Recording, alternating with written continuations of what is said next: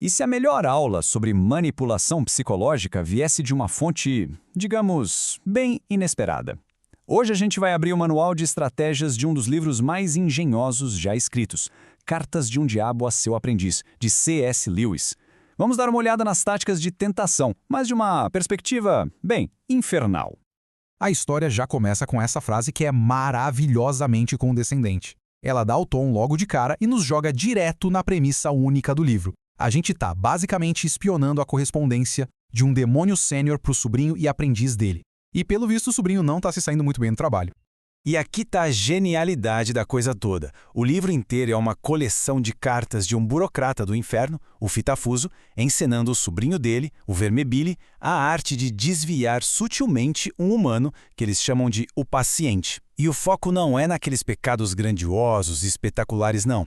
É nos pequenos e silenciosos desvios psicológicos do dia a dia.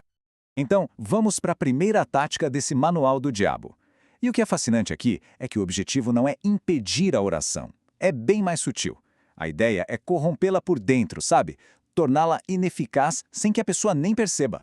A tática é brilhantemente contraintuitiva. O Fitafuso aconselha o Vermibile a não lutar contra as distrações durante a oração. Pelo contrário, ele deve incentivar o humano a transformar a própria distração no novo tema da reza. E com isso, o foco muda completamente, né? Deixa de ser uma conexão espiritual para virar um problema interno. E o propósito original se perde no meio do caminho. Como o Fitafuso lembra, qualquer coisinha que aproxima o humano do inimigo, ou seja, Deus, para eles é uma derrota.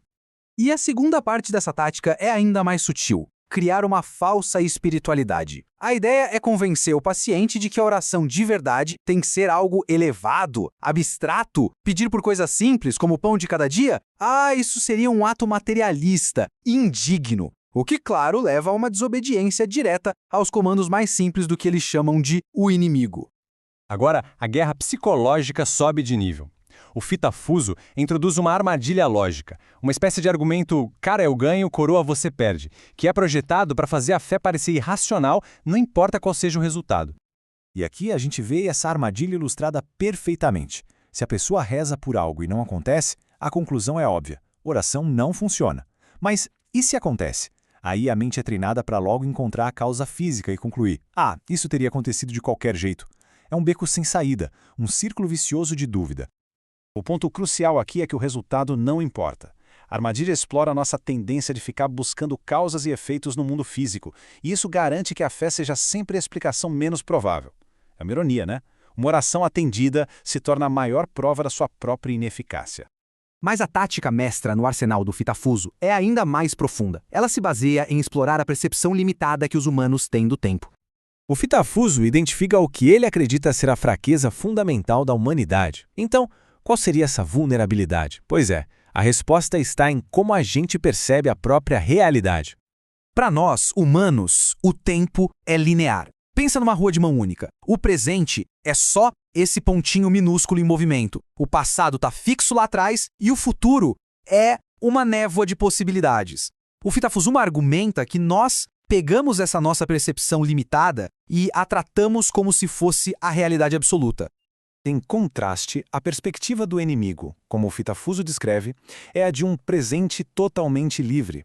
Imagina poder ver a linha do tempo inteira de uma só vez, com todos os momentos acontecendo agora.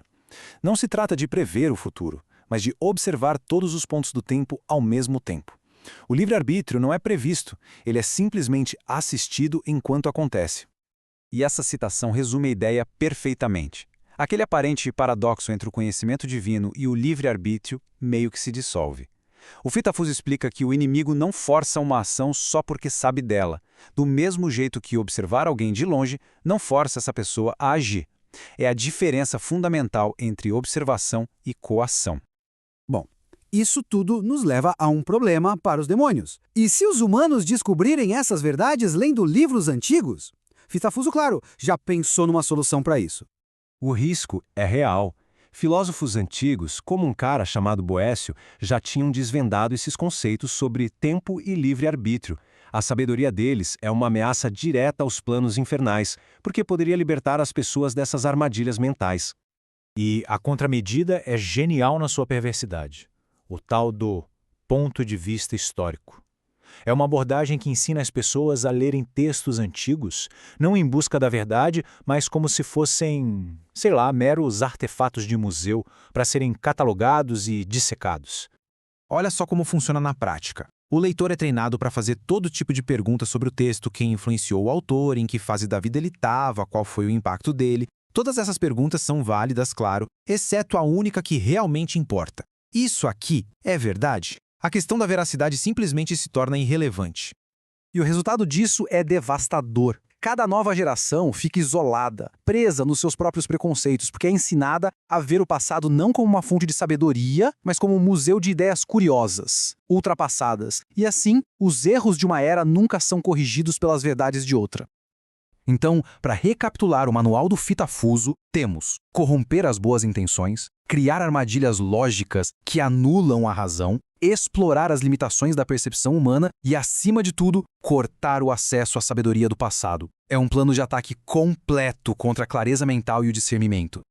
Isso nos deixa com uma pergunta para refletir. Se a gente deixar de lado o contexto teológico por um minuto, como é que essas táticas, a distração, o raciocínio falacioso, o descarte da sabedoria do passado se manifestam hoje? Na nossa vida, nos debates públicos, no jeito como a gente consome informação? A análise do Fitafuso pode ter como tema a perdição de uma alma, mas o seu verdadeiro alvo é, e sempre foi, a mente humana.